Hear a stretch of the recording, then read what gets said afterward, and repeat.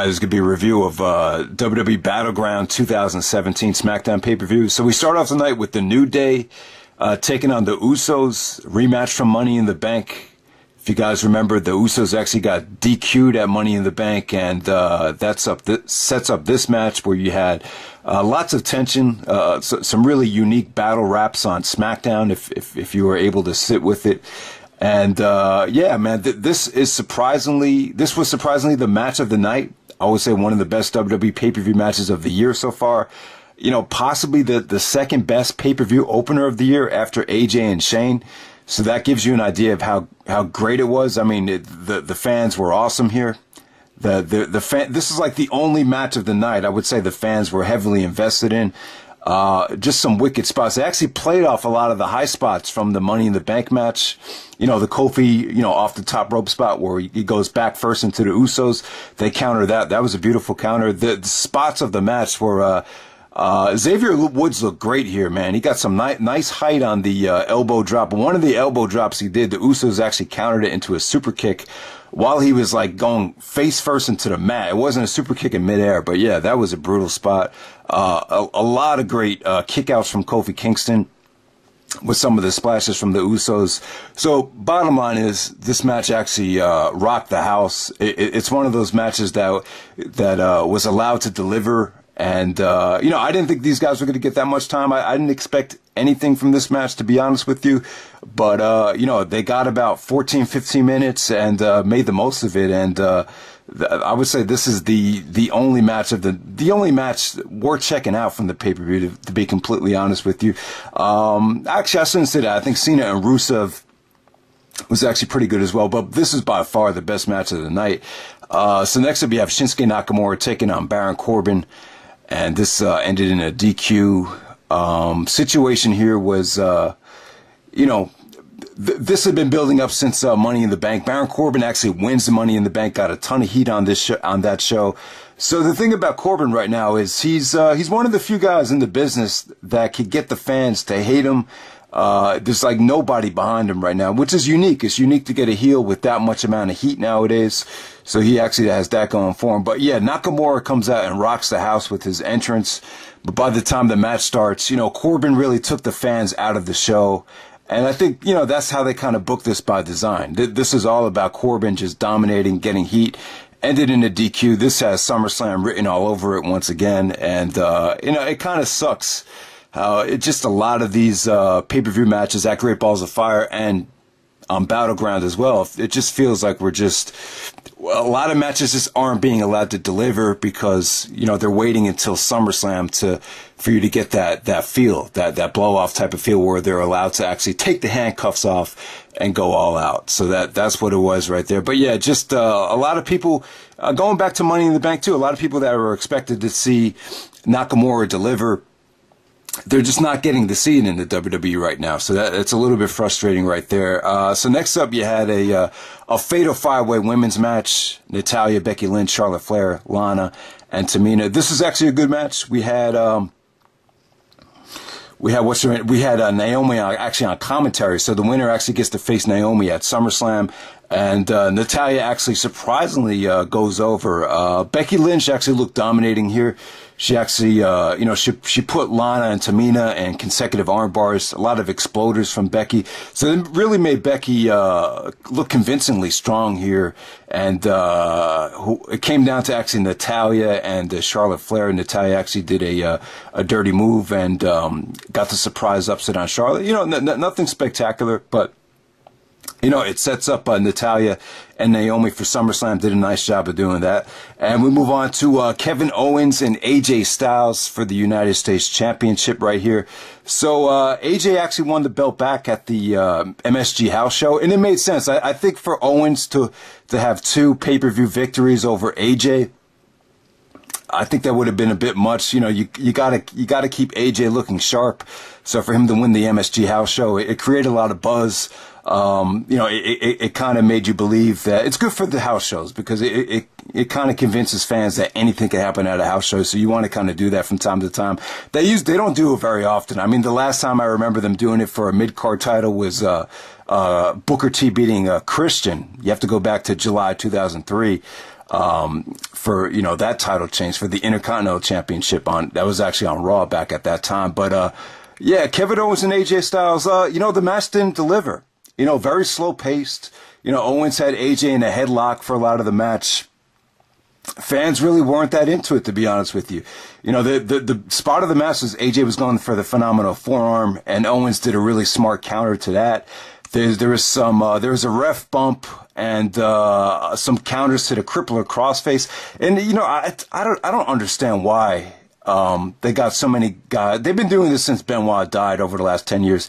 They have so many guys rip the crippler crossface, and you know, it just doesn't make sense to me. If you want to erase Benoit from the WWE's memory, I just don't understand why there's constant use of the crossface. I hate seeing it. I just don't enjoy it. But you know, you could argue that, you know, since Benoit's not here anymore, let's just, you know, jack the move to get the most out of the matches. Maybe that's the mentality. I'm not sure. But yeah, you know, once that ref bump happened, you know, the way the camera was eyeing in on the ref, you just knew there was a fishy finish coming. And wasn't a huge fan of the finish, but basically with the crossface, it's a great move to get leverage. You know, Angle used to use it to get leverage to go into the Angle Slam, but in this situation, AJ had reversed the crossface that Owens was applying. So AJ had Owens in the crossface, and Owens kind of, you know, used his leverage to kind of maneuver it into a pinning predicament while AJ still had the hold locked on and actually got the 1-2-3 count. But it was kind of a dead finish. You know, the crowd wasn't really,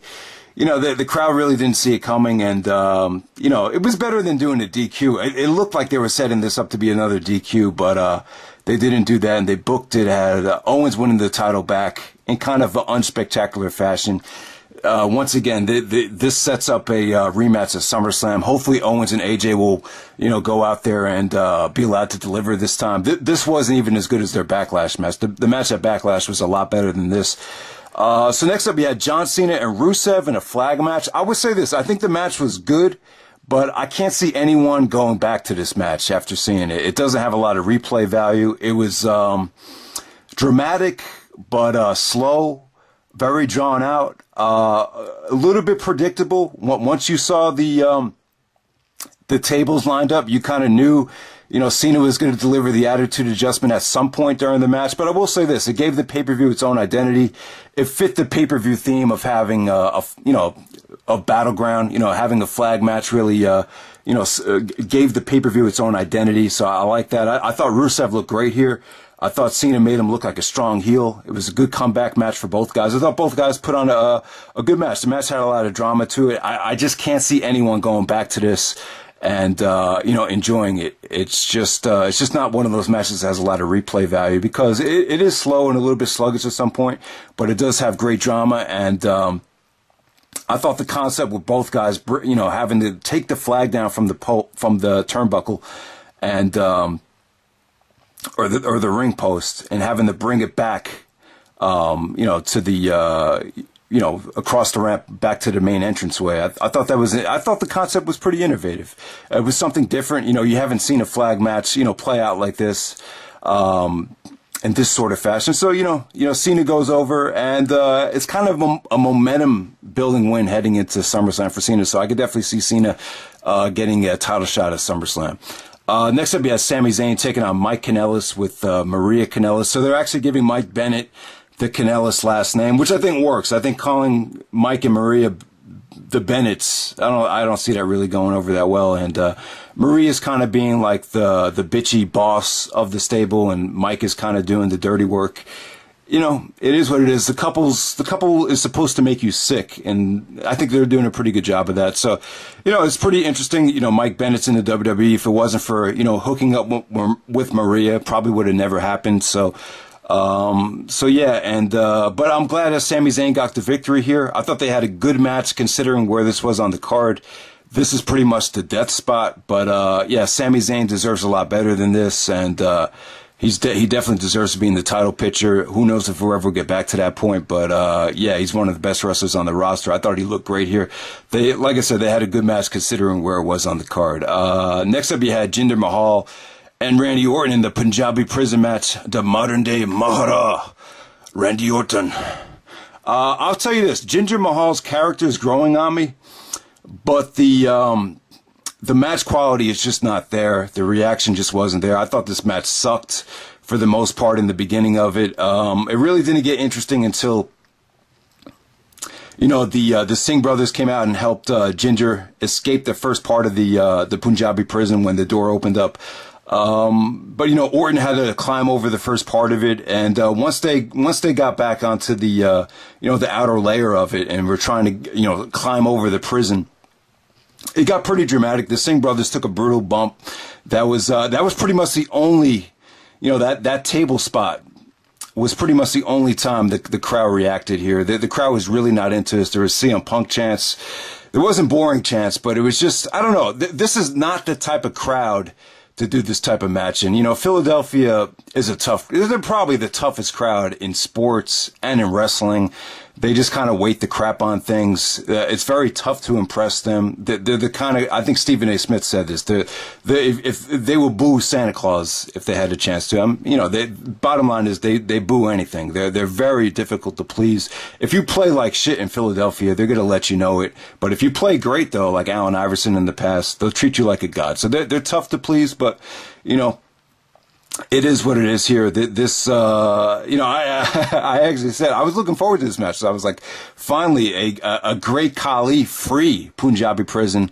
You know, they hadn't done this. The last time they did it was Khali and Batista back at No Mercy 2007. So the first two Punjabi prisons kind of sucked. Even Undertaker and Big Show. That was a weird one. The first one, everyone kept getting elevated enzymes on that pay-per-view, so they had to shuffle the whole card around, and Big Show and Taker actually had the Punjabi prison. And then you had Khali and Batista in the second Punjabi prison. So, you know, they haven't been good in the past. This was another bad one, in my opinion. Just when I was about to say, this is a great Khali-free Punjabi prison, Khali actually comes out at the end and screws Orton as Orton's about to climb out of the Punjabi prison. So, great Khali joins forces with Jinder Mahal, and that's how you end the pay-per-view. And, you know, just when you thought things couldn't get any worse for the WWE, Great Khali comes back. Hopefully he doesn't wrestle. I think it'll work cool if Khali's kind of like a bodyguard for Jinder Mahal. I wouldn't mind that at all. But, you know, definitely don't have Khali wrestle. No one wants to see him wrestle. He is brutal to watch. So just some, you know, I think Jinder Mahal, I could actually see him holding the WWE title until WrestleMania. I really can. This feels like JBL's reign, where, you know, the character's strong, the matches suck, but I just can't see Vince pulling the trigger and, you know, having this guy lose. You know, hopefully Cena wins it back at SummerSlam. I think Cena and Jinder Mahal, that could be a great story. That could, you know, that could be an emotional match at SummerSlam. Not really looking forward to it. I'd rather them have went with, you know, Randy Orton versus AJ Styles. Even Cena versus Orton. I wouldn't have mind seeing that. You know, I like Jinder's character. I think it's giving this year the only, you know, he's really the only guy that's making this year somewhat different and stand out from a character standpoint. It's not a bad character. I think he gets great heat from time to time, but the matches have been kind of a chore to watch, and I don't know. The reaction is just not there. But Philadelphia, like I said, guys, Philadelphia is a tough crowd. They were tough in the main event. They were tough in Owens and AJ. They were even tough on Cena. You know, even Rusev got a lot of fan support there. You wouldn't expect, you know, that this is the city where we signed the Declaration of Independence, and, you know, still a lot of them are crapping on Cena and the United States. So, you know, it is what it is there. They were a tough crowd all night, but that's Philadelphia for you. But just some WWE mid-year thoughts, just really quickly.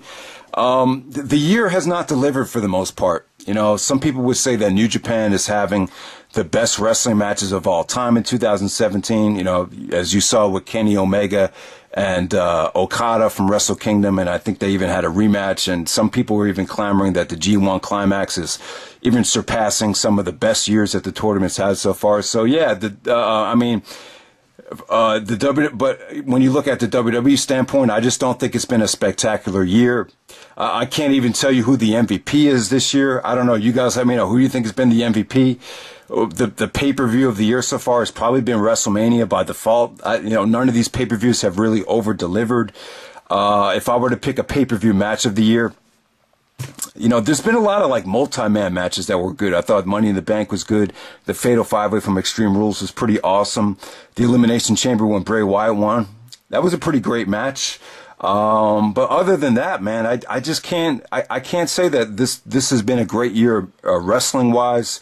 I think the WWE has so much talent right now. I think they have the kind of talent that could rival what's going on in New Japan right now. But the problem is it seems like they're putting more of a focus on storylines and characters over wrestling.